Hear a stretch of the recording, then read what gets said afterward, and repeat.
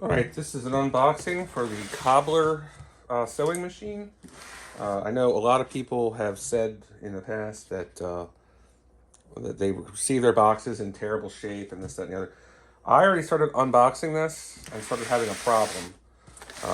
So as you can see, it's got some pretty thick corrugated cardboard here up top and on the sides, looks like. So we're just going to go ahead and try to open this up now. Let's see what we got. But to be completely honest, I'm kind of struggling with it to get it open, and I definitely did not expect it.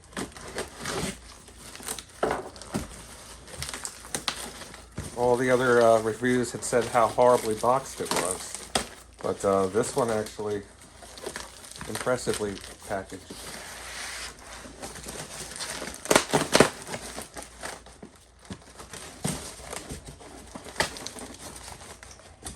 Almost there.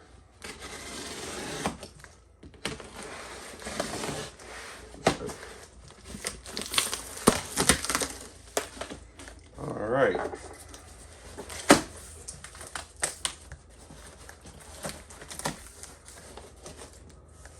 All right, and this is actually some. The very top isn't so much, but this part is actually some pretty thick styrofoam. Obviously, like I said, not here, but very thick. So, looking into, it looks like we have a pretty decent looking product here. It's styrofoam. All right, let's start here. Comes with a whole spool of thread. That's awesome. Then this is the infamous, I think, stand that people have unanimously and universally said just throw away on arrival. So we're gonna probably do that too. We got some, oh, here we go. We got, if I remember correctly from the other videos, we have, there's the thread spool holder. It comes with some needles, some spacers, looks like, some other bolts, and a needle threader. Oh, and the machine threader too. We'll get back to that later. Oh, we also have a screwdriver and what looks like a multi-tool. Interesting.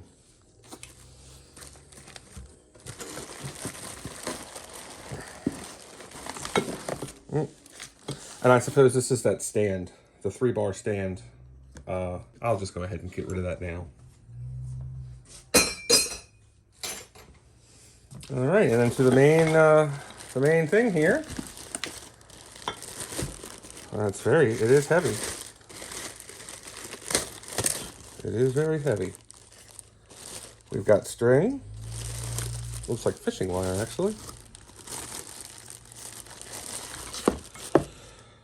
And then our crank, which that's pretty heavy steel. Looks like that's a pretty quality part. All right, there's the machine. The only thing left in this box that I can see, obviously, are the directions, and they're actually in English too. And there we have it. All right, well, here it is, all unpacked, unboxed. I do have the machine.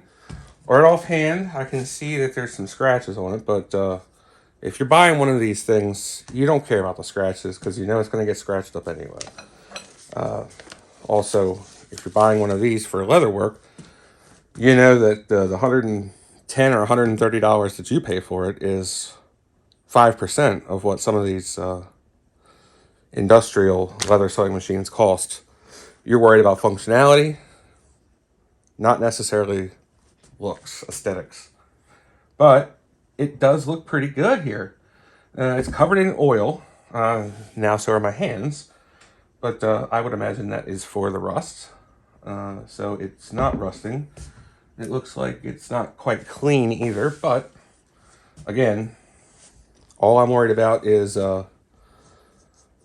actually how it works. This is a little bit raised, so this may scratch the leather a little bit, and this is a nice, oh, that's a good piece of leather there. That's already done some stitching. So, that's good. And there's the walking foot. Very nice. Very nice. Well, I will go ahead and put this together and get it going, and I'll be back.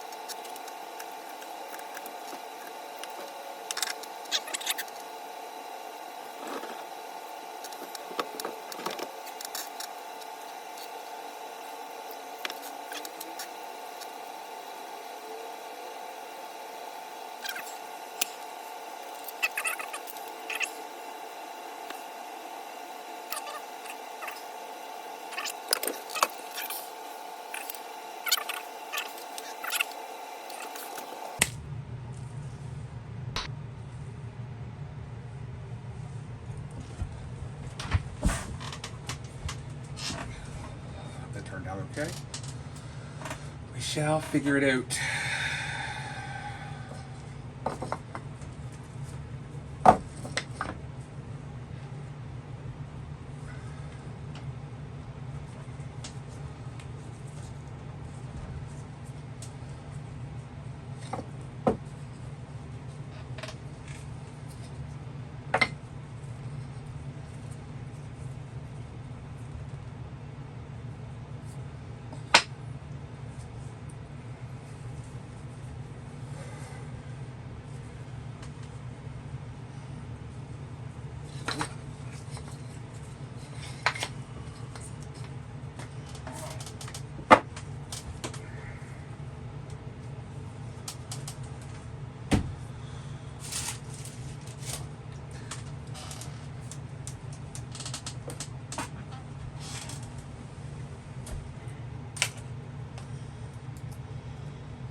I'll do it.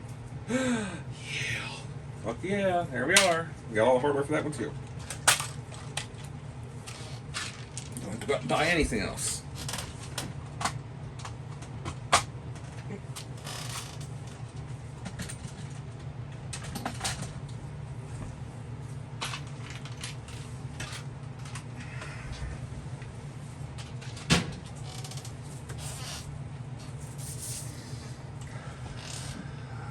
That's probably been long enough now.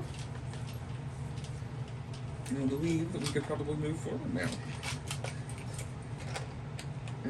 I do still have some other pretty decent options too, so yippee yippee.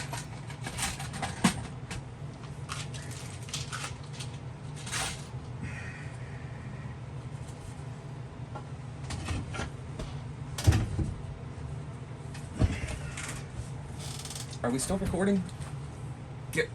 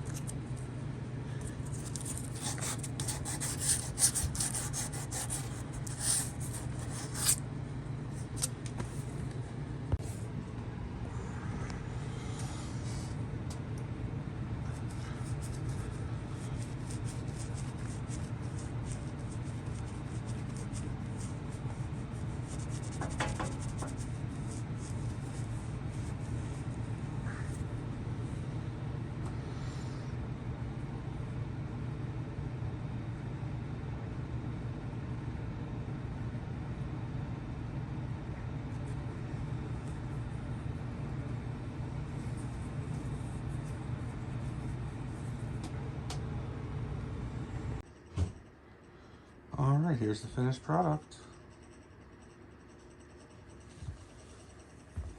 I also didn't like the bobbin winder, so I made my own.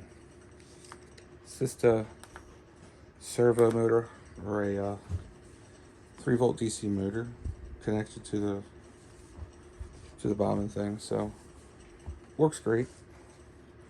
But this is the exciting part. I'm gonna have myself a leather sewing machine. You'll have to excuse the mess. This is my leather sewing machine. Over here, I have two towers worth of bobbin holders or thread holders, and then a DIY bar that I made for the thread. There's a PVC pipe holding underneath the white, and it goes up the eyelets and into the machine to be strung that way, or to thread the machine. I also put a light on it because obviously it's easier to see with light. And the base that I made, let's see,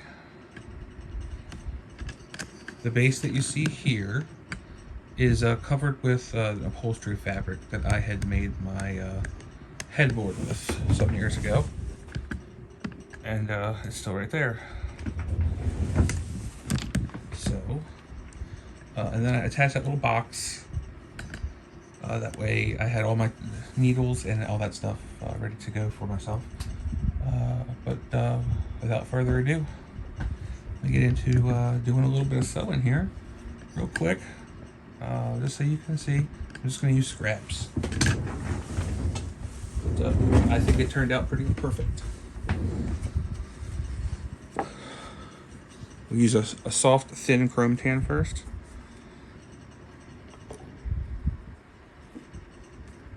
In we go, and then bring down the presser foot. And we're not gonna do anything special. So all we do is just start turning.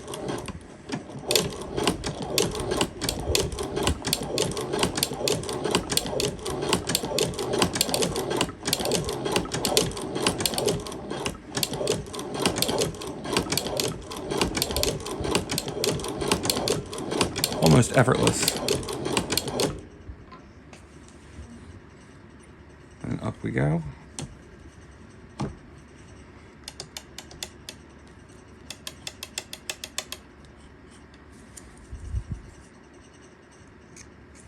As you can see, the stitches are pretty wonderful. Nice tight little pattern there. And it looks like it skipped one here, but it didn't actually. It's just the way the machine is. I still have to work on tension and stuff. But I can also adjust the length. And we'll do that there. Let's get a little bit longer stitches. Let's try this again.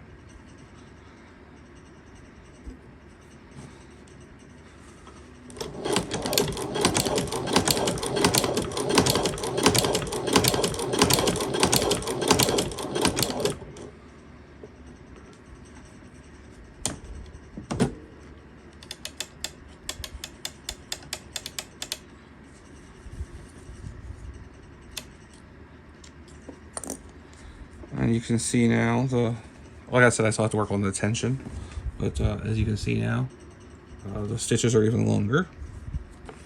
And let's go with a piece of very thin chrome tan. This is about a 2 to 3 ounce maybe.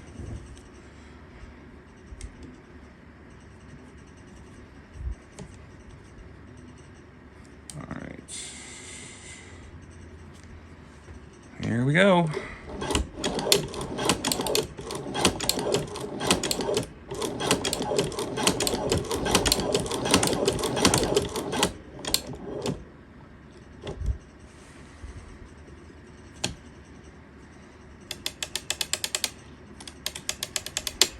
Look at that. There we go. Nice stitching for the veg tan. Look at that stitch. That is gorgeous. That is just perfect. All right, this is the big boy, saddle leather. This is thick stuff. That's why I only got a little piece. as I am trying to waste it. All right, here we go.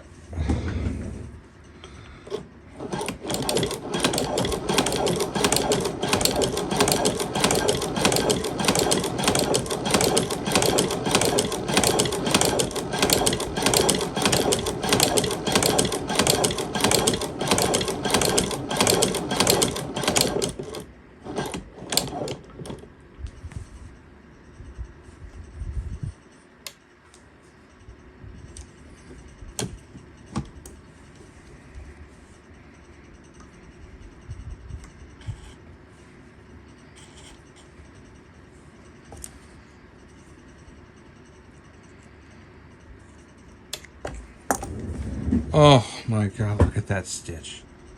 That is a perfect stitch. Just absolutely perfect. Oh, and that is so thick. That's like 8 to 9 ounce, or maybe even a little bit more. But look at that stitch pattern. Oh, there's just no errors at all with it. Let's check the back. Oh, look at that back. Almost perfect. Oh, this is great.